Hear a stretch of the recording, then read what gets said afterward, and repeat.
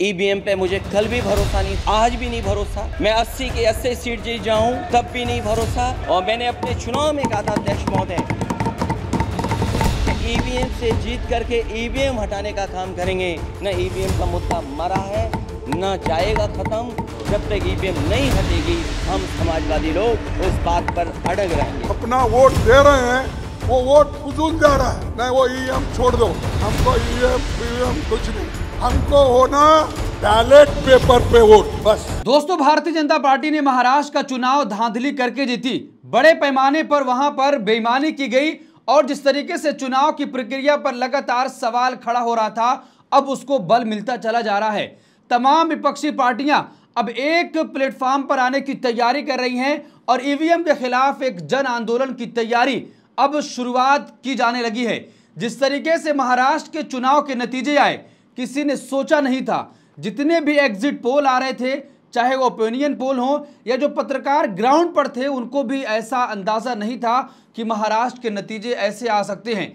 सत्ता विरोधी लहर पूरी तरीके से देखने को मिल रही थी, लेकिन उसके बावजूद भी जब नतीजे आते हैं तो भारतीय जनता पार्टी को प्रचंड बहुमत मिलता है। अब उसके बाद से ही लगातार ये सवाल किया जा रहा है कि आखिर क्या चुनावी प्रक्रिया में धांधली हो रही है, क्या कुछ बेईमानी करके चुनाव जीतने की कोशिश की जा रही है। इंडिया गठबंधन ने साफ तौर पर यह कह दिया है कि ईवीएम के खिलाफ एक जन आंदोलन की तैयारी तमाम विपक्षी पार्टियां करने जा रही हैं। तो क्या महाराष्ट्र में प्रधानमंत्री नरेंद्र मोदी और राजीव कुमार ने मिलकर जो काम किया है वो बड़ी गलती अब उनकी पकड़ी जाएगी? और जिस तरीके से कहा जा रहा है कि इंडिया गठबंधन के तमाम नेता ये कह रहे हैं कि वहां पर चुनावी प्रक्रिया पर बड़ा सवाल खड़ा कर रहे हैं और कह रहे हैं कि कुछ न कुछ गड़बड़ी हुई है, जिसकी वजह से अब हम जनता के पास जाएंगे। जिस तरीके से भारत जोड़ो यात्रा करके पूरे देश में लोगों से मिलने का काम किया गया था, अब उसी तरीके से बैलेट पेपर यात्रा निकालने जा रहे हैं। देखिए, कई बड़ी खबरें निकलकर सामने आ रही है। जिस तरीके से सुप्रीम कोर्ट में बैलेट पेपर से चुनाव याचिका दायर की गई थी कि बैलेट पेपर से चुनाव हो, सुप्रीम कोर्ट ने उस याचिका को तुरंत प्रभाव से खारिज कर दिया है। और उसके बाद से अब ये बड़े आंदोलन की बात की जा रही है। क्या जिस बात की मांग थी कि विपक्ष ईवीएम के खिलाफ एकजुट क्यों नहीं होता है, तो क्या अब विपक्ष एक स्टेज पर आने के लिए तैयार हो चुका है? क्योंकि तमाम नेता साफ तौर पर यह कह रहे हैं कि ईवीएम के जरिए से भारतीय जनता पार्टी चुनावी प्रक्रिया पर दबाव डालकर कुछ गड़बड़ी कर रही है। देखिए, कांग्रेस पार्टी के अध्यक्ष ने कहा कि हमें ईवीएम से चुनाव नहीं चाहिए, हमें बैलेट पेपर से चुनाव चाहिए। शरद पवार ने भी ठीक इसी तरीके की बात की। उन्होंने कहा कि ईवीएम के खिलाफ मुहिम चलाने की तैयारी कर रहे हैं। जितेंद्र आह्वान ने कहा कि एक परिवार में 32 वोट हैं, उन सभी लोगों ने अपने घर के कैंडिडेट को वोट दिया है, फिर भी उसे 0 वोट दिखाया गया है। ऐसा कैसे हो सकता है? राज ठाकरे के पार्टी के उम्मीदवार ने कहा कि ईवीएम में मुझे 2 वोट मिले, क्या मेरी पत्नी, मां और मेरी बेटी और खुद मैंने वोट नहीं दिया? तो दोस्तों, महाराष्ट्र के चुनाव के बाद जिस तरीके से ये बात की जा रही है कि क्या महाराष्ट्र के चुनाव में बड़े पैमाने पर धांधली हुई है, कि जिस तरीके से वीडियो सामने आई कि एक गांव के लोगों ने यह कहना शुरू कर दिया कि हमने कांग्रेस पार्टी को वोट दिया है, 70% लोगों ने यहां पर कांग्रेस को वोट दिया, लेकिन उसके बावजूद भी ईवीएम में 0 वोट कांग्रेस को मिले हैं। आप अंदाजा लगाइए कि किस स्तर पर अब तमाम चीजें चल रही हैं। और राज ठाकरे के पार्टी के उम्मीदवार ने साफ तौर पर यह कह दिया कि क्या मेरी पत्नी, मेरी बेटी और मैंने खुद अपने आप को वोट नहीं दिया, कि मुझे सिर्फ 2 वोट मिले हैं। आप अंदाजा लगाइए कि महाराष्ट्र में क्या कुछ हुआ है। महाराष्ट्र में जो जमीनी सच्चाई सामने आ रही थी कि सत्ता विरोधी लहर थी और जो पत्रकार ग्राउंड पर थे वो भी नहीं कह रहे थे कि इतनी प्रचंड जीत महायुति गठबंधन को मिल जाएगा, लेकिन उसके बावजूद भी जब नतीजे आते हैं तो पूरी तरीके से इंडिया गठबंधन की वहां पर बड़ी हार होती है। लेकिन अब जो खबर निकलकर सामने आ रही है कि ईवीएम के खिलाफ एक बड़े आंदोलन की तैयारी विपक्ष कर रहा है, क्या इसके बाद कुछ माहौल बदलेगा? देखिए, खबर आपकी स्क्रीन पर है। भारत जोड़ो की तर्ज पर कांग्रेस चलाएगी ईवीएम के खिलाफ अभियान। सुप्रीम कोर्ट ने ईवीएम की बजाय बैलेट पेपर से चुनाव कराने की जनहित याचिका खारिज कर दी है। दूसरी ओर कांग्रेस ने ऐलान किया है कि बैलेट पेपर से चुनाव कराने की मांग पर देशव्यापी अभियान चलाएगी। संविधान दिवस के मौके पर पार्टी के संविधान रक्षक सम्मेलन में कांग्रेस पार्टी के राष्ट्रीय अध्यक्ष मल्लिकार्जुन खड़गे ने ईवीएम पर सवाल उठाते हुए बैलेट पेपर से चुनाव की मांग की है। उन्होंने कहा कि जितनी भी शक्ति लगाकर एससी, एसटी, ओबीसी, गरीब तबके के लोग, छोटे समुदाय के लोग अपना वोट दे रहे हैं वो वोट फिजूल जा रहा है। हमने जैसे भारत जोड़ो यात्रा निकाली थी वैसे ही बैलेट पेपर से चुनाव के लिए एक देशव्यापी अभियान चलाएंगे। खड़गे ने यहां तक कि कहा, अहमदाबाद में कई गोदाम हैं, ईवीएम को वहां रख देना चाहिए। जब बैलेट पेपर से चुनाव होगा तब भाजपा अपनी हालत का पता चल जाएगा। खड़गे ने कहा कि अन्य पार्टियों को भी इस मुहिम में शामिल करेंगे।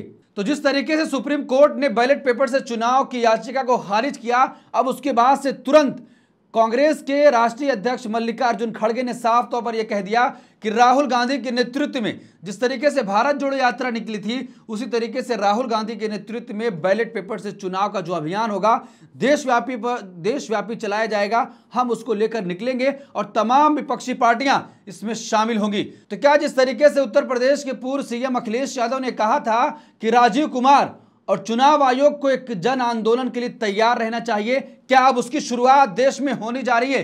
कहा जाता है कि इंसान बहुत कुछ पाने के लिए लालच में कभी कभी ऐसी चीजें गवा देता है जो उसके लिए इंपॉर्टेंट होती है। तो क्या राजीव कुमार, चुनाव आयोग और प्रधानमंत्री नरेंद्र मोदी ने महाराष्ट्र में जो गलती करी है पूरे देश में उसका खमियाजा भुगतने को मिलेगा? क्योंकि तमाम विपक्षी पार्टियों ने कह दिया है कि ईवीएम पर मुझे नहीं भरोसा। और अखिलेश यादव ने सदन में खड़े होकर कहा था कि चाहे मैं 80 की 80 सीटें जीत जाऊं फिर भी ईवीएम के खिलाफ हूं, ईवीएम से ही जीत कर ईवीएम को बंद करने का काम करूंगा, ऐसा अखिलेश ने ऐलान किया था। तो क्या आप जिस तरीके से मल्लिकार्जुन खड़गे ने ऐलान किया है उसके बाद से देश में एक बड़े आंदोलन की तैयारी शुरू होने वाली है। देखिए, जिस तरीके से सुप्रीम कोर्ट में याचिका दाखिल की गई थी कि ईवीएम को बंद करके बैलेट पेपर से चुनाव कराना चाहिए, लेकिन सुप्रीम कोर्ट ने याचिका को खारिज करते हुए क्या कुछ कहा है वो जानना चाहिए। लाइव लॉ के मुताबिक जस्टिस नाथ ने जनहित याचिका को खारिज कर दिया और कहा कि क्या होता है अगर आप जब चुनाव जीतते हैं तो ईवीएम से छेड़छाड़ नहीं की जाती, जब आप चुनाव हारते हैं तो ईवीएम से छेड़छाड़ की जाती है। अब देखिए, जिसने याचिका के दायर की थी उसने कहा कि इस हालिया चुनाव में मैंने माफिया को देखा है। मैं पुलिस में रहा हूं, बेशक सिर्फ इसलिए कि पुलिस और अन्य लोग मेरा सम्मान करते हैं, उन्होंने मुझे जाने दिया। आपने सुना होगा सुप्रीम कोर्ट में एक जनहित याचिका दायर की गई है स्वामी सहित कुछ लोगों द्वारा अदालत में, जहां विधायक अंदर गए और सचमुच अविश्वसनीय भ्रष्टाचार के कारण ईवीएम को तोड़ दिया। तो यह कल्पना से परे है। विशेषज्ञ एलोन मस्क ने भी कहा है कि ईवीएम से चुनाव हैक हो सकता है। उन्होंने स्पष्ट रूप से लिखित रूप में कहा कि ईवीएम में गड़बड़ी हो सकती है। सीएम चंद्रबाबू नायडू ने 2018 में ट्वीट किया था कि ईवीएम से छेड़छाड़ हो सकती है और अब जगन मोहन रेड्डी ने भी ट्वीट किया है कि ईवीएम से छेड़छाड़ की जा सकती है। लेकिन उसके बावजूद भी सुप्रीम कोर्ट ने बैलेट पेपर से चुनाव की मांग वाली याचिका खारिज कर दिया और कहा कि जब आप चुनाव जीत जाते हैं तब ईवीएम को जिम्मेदार नहीं ठहराते हैं। लेकिन पूरी तरीके से सबूत दिया जा रहा था कि जिस तरीके से महाराष्ट्र में खेल हुआ कि लोगों ने कहा कि हमने वोट दिया लेकिन उसके बावजूद भी कांग्रेस के प्रत्याशी को वोट नहीं मिला। और जिस तरीके से एक और मामला आया था कि 90% 99% चार्ज ईवीएम जहां भी खुली है भारतीय जनता पार्टी के प्रत्याशियों ने जीत दर्ज करी है। तो क्या आप जिस तरीके से सुप्रीम कोर्ट ने याचिका खारिज की उसके तुरंत बाद कांग्रेस पार्टी ने एक ऐलान किया कि ईवीएम के खिलाफ जन आंदोलन किया जाएगा, तमाम विपक्षी पार्टियां इसमें शामिल होगी, भारत जोड़ो यात्रा की तर्ज पर एक अभियान देशव्यापी तौर पर चलाया जाएगा। तो क्या अब जिस तरीके से राजीव कुमार की मनमानी चल रही थी कि जो भी सवाल किया जाता था उसका एक भी जवाब नहीं आता, कहा जाता कि चुनाव आयोग निष्पक्ष नहीं है तो उस पर जवाब नहीं देते, उल्टा कहते हैं कि विपक्ष की बातों की वजह से देश में अराजकता फैल जाएगी। इस पूरे मामले पर आपकी क्या राय है, आप क्या सोचते हैं? कमेंट बॉक्स अपनी राय जरूर दें और ऐसे तमाम खबरों के लिए देखते रहिए देश नीति। धन्यवाद।